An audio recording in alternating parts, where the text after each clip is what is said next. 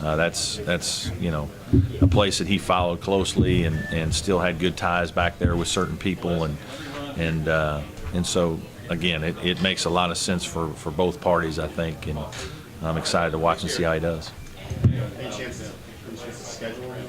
Maybe, we'll see. I haven't been a big proponent of playing my former assistants. It's generally a no-win for one of us, but at the same time, you never know. We'll see.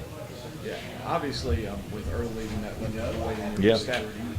But for the most part, this staff has been together for a while. Can you talk about the continuity and how that helps this team? Well, continuity in staff is it's a big bonus. I think you see it in the football staff as well.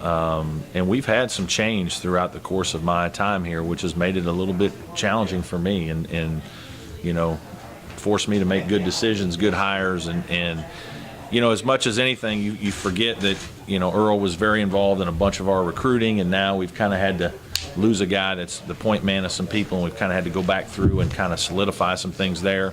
But more than that, he's also had 4 years of a relationship with guys like Rod Hall.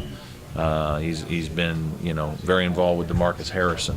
And so there's relationships there that all of a sudden, as a player, that guy's not here anymore, and there's a little bit of a void. And it doesn't matter who you bring in, and we brought in a great guy in Richie Riley, but you can't speed up the relationship process. I mean, it takes time for people to really trust each other and to care about each other.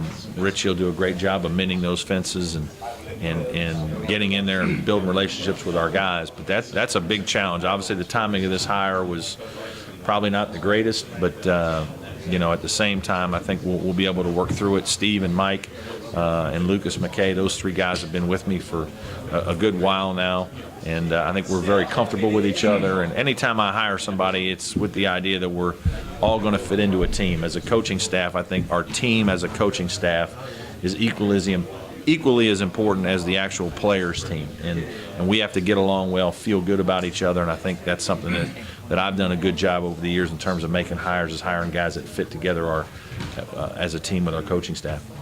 Brett, do you know yet who that guy is who might be in late situations? The KJ go-to? Not really, to be honest with you, and I think it could be different guys in different games. I mean, certainly that's been a little bit of a frustrating thing for me at Clemson now. This is my 5th year as the head coach here, and we've lost the leading scorer every year. And we joked about it a year ago at this media session, saying that, well, next year you might not be able to say that. And here we are saying it again. And so I think that's a big piece, the go-to guy. Who's that going to be? Can it be a DeMarcus Harrison? Will it be Rod Hall? Could it be Landry Noko? Off the top of my head, I think those are the three guys that I would think would have the most opportunities to make plays like that. But I do think as the season wears on, you'll see each of them have different opportunities, and some of it will be based on matchups and the way the game is flowing, who's playing well, and how it's going to go. Well, we didn't shoot the ball from 3 nearly as well as I hoped we would, and I thought we worked on it a lot last year. And our free throw shooting was great. I think we led the ACC. I think it was a big part of our success last year, winning close games. But for us to become a better program consistently, we have to become better from the 3.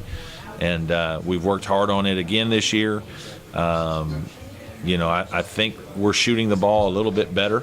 We're not all the way there. We're not all of a sudden become one of the top 3 or 4 teams in the ACC in three-point shooting, but we have to have improvement. And it'll be a point of emphasis all season, and it's something I think our guys understand. Grant, don't you see a guy that can answer that? I mean, we hear a lot of good things about him. Where's he at in his development? Well, he's a good player, but he's young, and I think he's going to have ups and downs like a lot of young guys. He certainly has a good bit of talent, though. He's got great size at 6'8", and ball handling and passing skills, shooting skills, basketball-type player. He's more of a basketball player than he is an athlete. Some guys maybe a little more athlete than basketball player. I think he's more basketball player than athlete at this time. I think because of that, physically he's going to get beat on a little bit. He needs to physically add weight, get stronger, be able to react to some things, get a little tougher. But I do think he makes good decisions as a passer, and he can handle the ball. He can make some threes. He's a very talented young man. We're really excited to have him.